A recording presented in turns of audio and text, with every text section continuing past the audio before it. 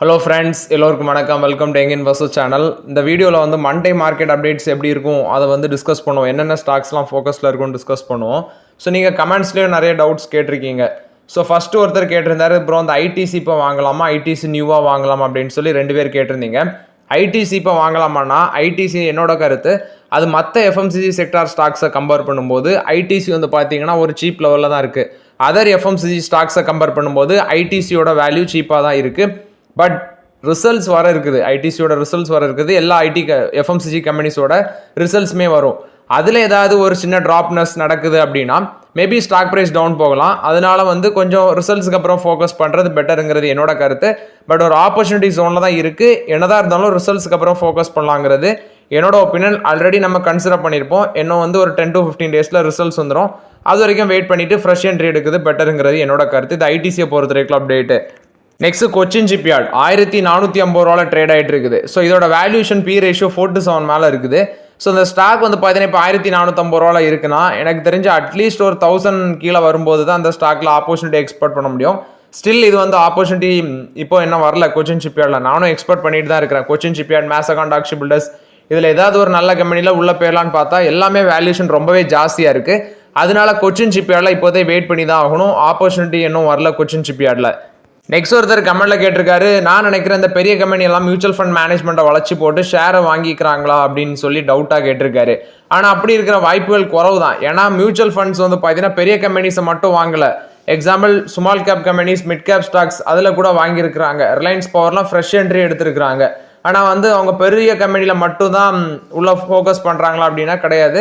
Small cap, mid கேப்பில் கூட வாங்கியிருக்கிறாங்க. நெக்ஸ்ட் வந்து பார்த்தீங்கன்னா ஒருத்தர் கமெண்ட்ல கேட்டது, ப்ரோ இந்த கேம்போ கோலா இருக்குது, கேம்போ கோலா இப்போ மார்க்கெட்டில் வருது. ஸோ அது வந்து பார்த்தீங்கன்னா இவங்க கேம்போ கோலா வந்து வருண் பெவரேஜஸ் அதோட ஷேர் ப்ரைஸ் அஃபெக்ட் பண்ணுமா இல்லை அவங்களோட பிஸ்னஸ் அஃபெக்ட் பண்ணுமா அப்படின்னு சொல்லி ஒருத்தர் கேட்டிருக்காரு. வருண் பெவரேஜஸோட ஸ்டாக் ப்ரைஸ் லாஸ்ட் மார்க்கெட்டில் 550 ரூபா சம்திங்கில் க்ளோஸ் ஆச்சு.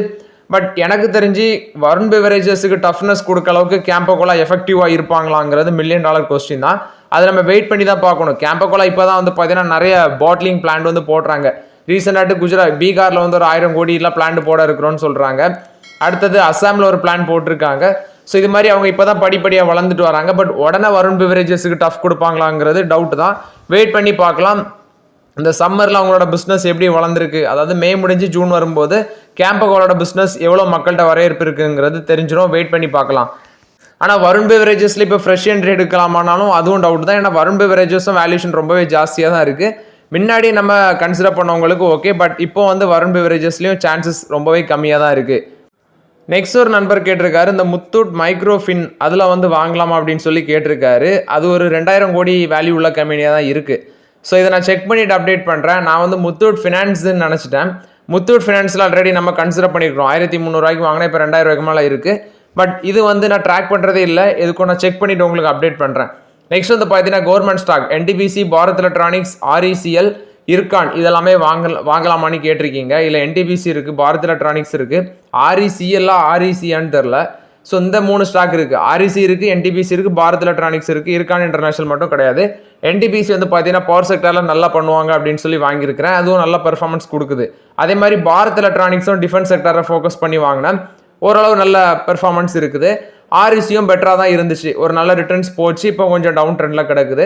இர்கான் இன்டர்நேஷனல் கிடையாது. பட் இது எல்லாமே என்னோட ஓன் ஒப்பீனியனில் வாங்கினேன். நீங்கள் வாங்குறீங்கன்னா உங்களோட ஓன் அனாலிசிஸ் பண்ணிட்டு வாங்குங்க. இதுதான் என்னோட கருத்து.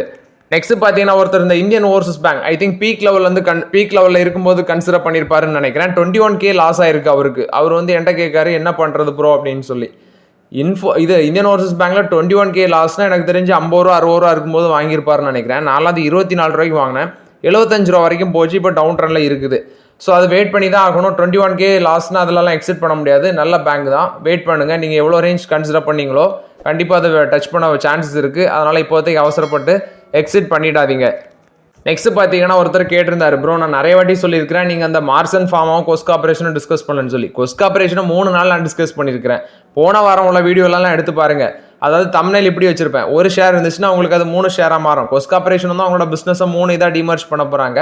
அதெல்லாம் 3 days நம்ம டிஸ்கஸ் பண்ணியிருக்கிறோம். மார்சன் ஃபார்மாலாம் நான் இப்போதைக்கு ஃபோக்கஸ் பண்ணலை, அதை நான் ட்ராக் பண்ணுறது கிடையாது.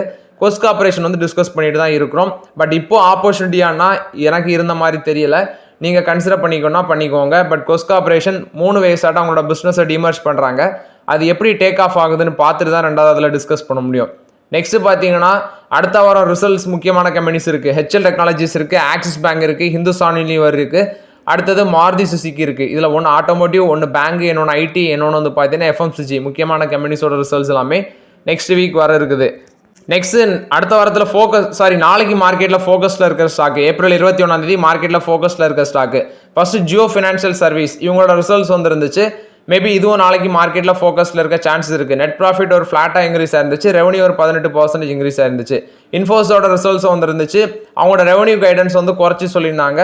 ஸோ இவங்களோட இந்த கம்பெனியும் நாளைக்கு ஃபோக்கஸில் இருக்கும் மார்க்கெட்டில். இன்ஃபோசிஸ், பஞ்சாப் நேஷனல் பேங்க்குக்கு இந்த நான் கம்ப்ளைண்ட் சம்மந்தமாட்டு RBI வந்து பார்த்தீங்கன்னா ஒரு பெனால்ட்டி போட்டிருக்காங்க 29.6 lakhs. இதுவும் பெனால்ட்டி, இது வந்து நாளைக்கு ஃபோக்கஸில் இருக்கும். அது போக வோல்டாஸ் வந்து இவங்களுக்கு ஒரு ஷார்ட் பேமெண்ட் இருக்குது, இம்போர்ட் டியூட்டிஸ் 24.81 crores வந்து 21.81 crore வந்து இம்போர்ட் டியூட்டி வந்து ஷார்ட் பேமெண்ட் இருக்குது. அதுக்கு வந்து ஷோ காஸ்ட் நோட்டீஸ் இஷ்யூ பண்ணியிருக்கிறாங்க கஸ்டம் அத்தாரிட்டிட்டு. ஸோ வோல்டாஸும் நாளைக்கு ஃபோக்கஸ்டாக இருக்கும். டாடா எலிக்ஸ் என்ன சொல்கிறாங்கன்னா அவங்களோட ரிசல்ட் சொல்லியிருந்தாங்க. ப்ராஃபிட் வந்து குவார்டர் பேஸில் அடி வாங்கியிருந்துச்சு. அதே மாதிரி பார்த்தீங்கன்னா அவங்க ப்ராஃபிட் வந்து வீக்னஸ், அவங்களோட கோர் டிரான்ஸ்போர்ட்டேஷனில் வந்து வீக்னஸ் இருக்கிறதுனால ரிசல்ட்ஸில் அடி வாங்கியிருக்காங்க. இதுவும் நாளைக்கு ஃபோக்கஸில் இருக்கும். IDFC ஃபர்ஸ்ட் பேங்க்லேயும் பெனால்ட்டி இம்போஸ் பண்ணியிருந்தாங்க RBI. 38.60 lakh வந்து பெனால்ட்டி இம்போஸ் பண்ணியிருக்காங்க. அந்த KYC நாம்ஸை ப்ராப்பராக ஃபாலோ பண்ணலன்னு சொல்லி. இதுவும் நாளைக்கு ஃபோக்கஸில் இருக்கும். HDFC லைஃப் இன்சூரன்ஸ் இவங்க எல்லாமே ரிசல்ட்ஸ் கொடுத்துருந்தாங்க. இதுவும் நாளைக்கு ஃபோக்கஸில் இருக்கும். கோல் இந்தியா ஒரு 7040 கோடிக்கு வந்து பார்த்தீங்கன்னா இந்த பேஸ்ட் ஃபில்லிங் டெக்னாலஜி யூஸ் பண்ணி அண்டர் கிரவுண்ட் மைனிங் பண்ண போகிறோம். 7040 கோடி இன்வெஸ்ட்மெண்ட்டில் SCCL கூட பார்ட்னர்ஷிப் வச்சு. ஸோ இதுவும் நாளைக்கு ஃபோக்கஸில் இருக்கும் coal India. HDFC bank, ICICI bank, yes bank இதோட ரிசல்ட்ஸ் வந்துருக்கு. பட் HDFC பேங்கோட ICICI பேங்கோட ரிசல்ட்ஸ் தான் பெட்டராக இருக்குது. ஜஸ்டைலோட ரிசல்ட்ஸும் வந்துருந்துச்சு. இதுவும் நாளைக்கு ஃபோக்கஸில் இருக்கும். நெக்ஸ்ட் பார்த்தீங்கன்னா முக்கியமான அப்டேட்டு ஒன்று, இந்த ப்ளூ ஸ்மார்ட் 850 கோடிக்கு எவர்சோர்ஸ் கேபிட்டல் வந்து அக்யூசிஷன் பண்ணுறதுக்கு பேச்சுவார்த்தையில் இருக்கிறாங்க அப்படின்னு சொல்லி ஒரு அப்டேட் போகுது. இதுக்கு முன்னாடி ஊபரும் பார்த்தீங்கன்னா இதை அக்யூசிஷன் பண்ணுறதுக்கு பேச்சுவார்த்தையில் இருக்கிறாங்க அப்படின்னு இருந்துச்சு. ஸோ இந்த ஸ்டாக்ஸும் நாளைக்கு ஃபோக்கஸில் இருக்கும். அடுத்தது இதில் வந்து நீங்கள் கவனிக்க வேண்டியது ஜென்சால் இன்ஜினியரிங். இப்போ ப்ளூ ஸ்மார்ட் நான் பேசினது ஜென்சால் இன்ஜினியரிங் ஃபோக்கஸில் இருக்கு. ஆனால் ஜென்சால் இன்ஜினியரிங் பேஸ்ட் என்டிட்டி தான் இந்த ப்ளூ ஸ்மார்ட்லேயும் ப்ரொமோட்டராக இருக்கிறாங்கன்னு சொல்கிறாங்க. ஃபர்ஸ்ட் இந்த IRDA பவர் ஃபினான்ஸ் கார்பரேஷன் இவங்க எல்லாமே ஜென்சால் இன்ஜினியரிங் லோன் கொடுத்துருந்தாங்க. கிட்டத்தட்ட 600 கோடிக்கு மேலே லோனு. இதில் IRDA 400 கோடி சம்திங், பவர் ஃபினான்ஸ் கார்பரேஷன் 200 கோடி சம்திங் லோன் கொடுத்துருந்தாங்க. ஸோ இப்போ இந்த ரெண்டு கம்பெனிஸ்க்குமே இது தலைவலியாக வந்து நிற்குது. ஏன்னா ஜென்சால் இன்ஜினியரிங் சம் அமௌண்ட்ஸ் வந்து இல்லீகலாக வந்து பார்த்தீங்கன்னா யூஸ் பண்ணியிருக்கிறாங்க. இது வந்து இப்போ இவங்களுக்கு இது வந்து பெரிய பிரச்சனை எங்கே வந்து நிற்குன்னா IRDக்கும் பவர் ஃபினான்ஸ் கார்பரேஷனுக்கு. இப்போ அந்த அமௌண்ட் வந்து கரெக்டாக இவங்களுக்கு ரிட்டர்ன் ஆகுமாங்கிறது $1 million கொஸ்டினாக இருக்குது. ஃபினான்ஷியல் 22 to 24 977 கோடி லோன் எடுத்திருக்காங்க பப்ளிக் செக்டார் என்டர்பிரைசஸ்ட ஜென்சால் இன்ஜினியரிங். இந்த ரெண்டு கம்பெனிஸ்ட்டை மட்டுமே, பவர் ஃபினான்ஸ் கார்பரேஷன் IRDட்ட மட்டுமே 663 கோடி லோன் எடுத்திருக்காங்க. ஸோ இது இவங்க கரெக்டாக கலெக்ட் பண்ணிடுவாங்களாங்கிறதும் டவுட்டாக தான் இருக்குது. வெயிட் பண்ணி பார்க்கலாம். இது மாதிரி ஜென்சால் இன்ஜினியரிங்க்கு புனேல வந்து பார்த்தீங்கன்னா ஒரு எலக்ட்ரிக் வெஹிக்கிள் மேனுஃபேக்சரிங் ஃபெசிலிட்டி இருக்குது. அங்கே வெறும் 2-3 லேபர் தான் வச்சுருக்காங்க. இது செபி வந்து கண்டுபிடிச்சிருக்காங்க. அங்கே எந்தவித மேனுஃபேக்சரிங் ஆக்டிவிட்டியுமே இல்லை அப்படின்னு சொல்லி சொல்கிறாங்க. ஏன்னா இவங்க வந்து புதுசாட்டு 30,000 யூனிட்ஸ் EV லான்ச் பண்ணியிருக்கிறோம் அப்படின்னு சொல்லியிருந்தாங்க. கிட்டத்தட்ட ப்ரீ ஆர்டர்ஸே வந்திருக்குன்னு சொல்லியிருந்தாங்க. ஆனால் இங்கே சம்பவம் என்னன்னா மேனுஃபேக்சரிங்கே இல்லை, வெறும் 2-3 லேபர் தான் இருக்கிறோன்னு சொல்லி செபி NSE எல்லாம் கண்டுபிடிச்சிருக்காங்க. ஸோ நாளைக்கு ஜென்சால் இன்ஜினியரிங் தீபாவளின்னு தான் நினைக்கிறேன். மார்க்கெட்டில் வெயிட் பண்ணி பார்க்கலாம். JSW எனர்ஜி ஒரு 16,000 கோடி இன்வெஸ்ட்மெண்ட் பண்ண இருக்கிறாங்க. சல்போனி ப்ராஜெக்ட் இது வந்து கேபிட்டல் எக்ஸ்பெண்டிச்சர் ஸ்பெண்ட் பண்ண இருக்கிறாங்க. கிட்டத்தட்ட 1600 megawatt ultra super critical thermal unit west பெங்காலில் சல்போனி அப்படிங்கிற இடத்துல போடுறாங்க. இது JSW எனர்ஜி கொடுத்த update. Bharat heavy electricals limited 19% revenue growth post பண்ணலாம். 27,350 கோடியாக இருக்கும் ஃபினான்ஷியல் 25ல. ஆர்டர்ஸ் இன்ஃப்ளோ வந்து பார்த்தீங்கன்னா ரெக்கார்ட் லெவலில் இருக்கும். 92,354 கோடி இருக்கும்னு சொல்கிறாங்க. இது பாரத் ஹெவி எலக்ட்ரிகல்ஸ் லிமிடெட் கொடுத்த அப்டேட்டு. நெக்ஸ்ட் க்ரூட் ஆயிலோட ப்ரைஸ் வந்து பார்த்தீங்கன்னா 47 மந்த் லோ டச் பண்ணியிருக்கு. ஏப்ரலில் 68.34 அந்த ரேஞ்சில் இருக்குது. க்ரூட் ஆயிலோட ப்ரைஸ் பெர் பேரல் டாலர் அந்த ரேஞ்சில் இருக்குது. So next Muthoot finance, Sanofi இந்த மாதிரி கம்பெனிஸ் எல்லாமே டிவிடெண்ட் ஸ்பிளிட் இதெல்லாம் கொடுக்குறாங்க. ஏப்ரல் 21 பார்த்தீங்கன்னா ரஞ்சித் மெஹட்ரானிக்ஸ் டிவிடெண்ட் வந்து 5 ரூபா கொடுக்குறாங்க. ஃபேஸ் வேல்யூ வந்து ஸ்டாக் ஸ்பிளிட் 10 ரூபா இருக்க ஃபேஸ் வேல்யூ 5 ரூபாய்க்கு ஸ்பிளிட் பண்ணுறாங்க. Next April 23 CIE automotive India 70% dividend 7 ரூபா கொடுக்குறாங்க. ஏப்ரல் 23 record date. Elantas Beck India 7 ரூபா 50 காசு டிவிடெண்ட் கொடுக்குறாங்க. சாக்ஃப்ளர் இந்தியா 28 ரூபா டிவிடன் கொடுக்குறாங்க. நெக்ஸ்ட் வந்து 24 record date. Colab platform 0.01 rupees interim dividend. Huhtamaki India இவங்க வந்து 2 ரூபா கொடுக்குறாங்க. அடுத்தது April 25 stock split. Ami organics 10 ரூபா இருக்க ஃபேஸ் வேல்யூ 5 ரூபா ஸ்பிளிட் பண்ணுறாங்க.